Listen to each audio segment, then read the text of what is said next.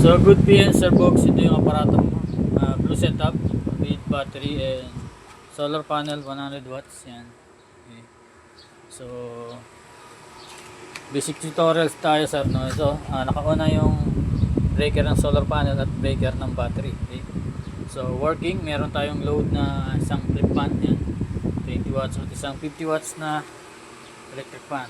So battery mo is 12 volts, no, 12.8 volts, then 20 Ah LiPo4 battery, 256 watts R, no. Ibig sabihin meron kang storage na 256 watts, no.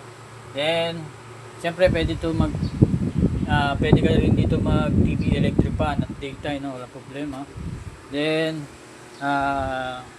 mga basic appliances, no, tulad ng cellphone charging, ilaw, no, pwede. So pero hindi pwede ito sa ref, hindi pwede sa aircon, hindi pwede sa mga heater, no, rice cooker, wala, hindi pwede euro. So basic setup lang to. So ilaw, walang problema, tatlong 6 watts hanggang magdamag yon pag full charge yung battery mo na 265 watts yung laman nitong battery mo, no.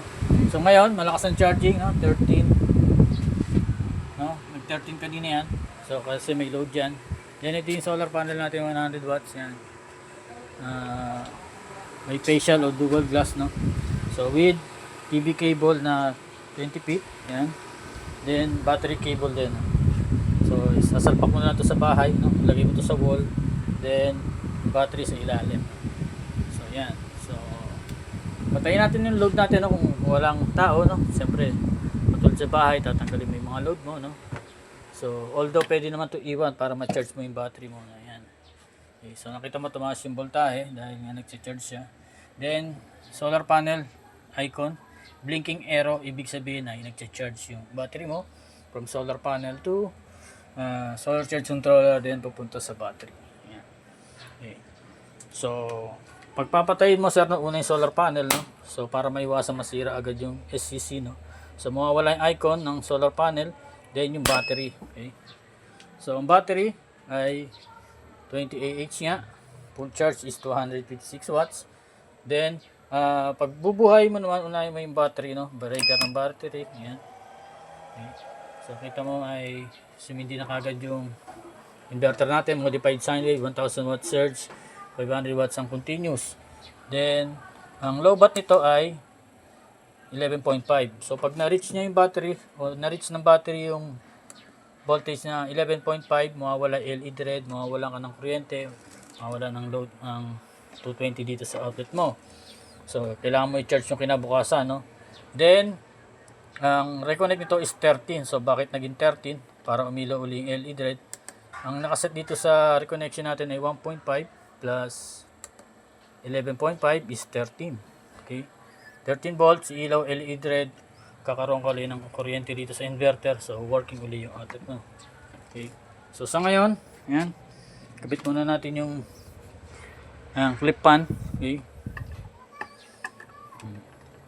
kita mo magana yung kahit wala ka pang solar panel, no.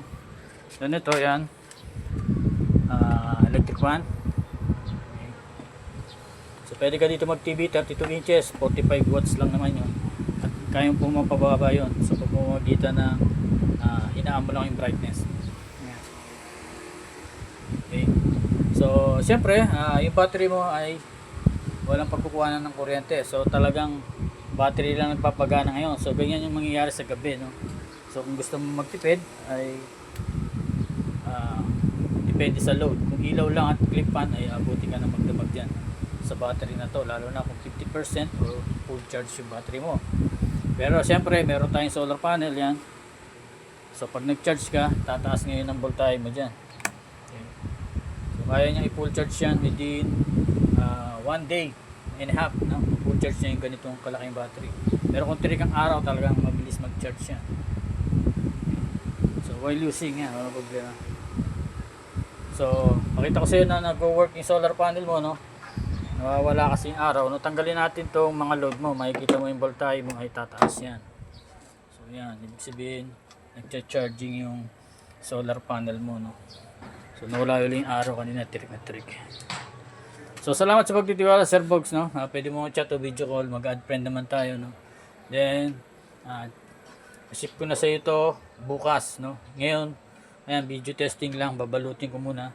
Then bukas ko na ito mas-ship dahil alanganin na yung oras. Then may lakad po ako mamayang alas 4. So salamat ulit sa pagtitiwala. God bless.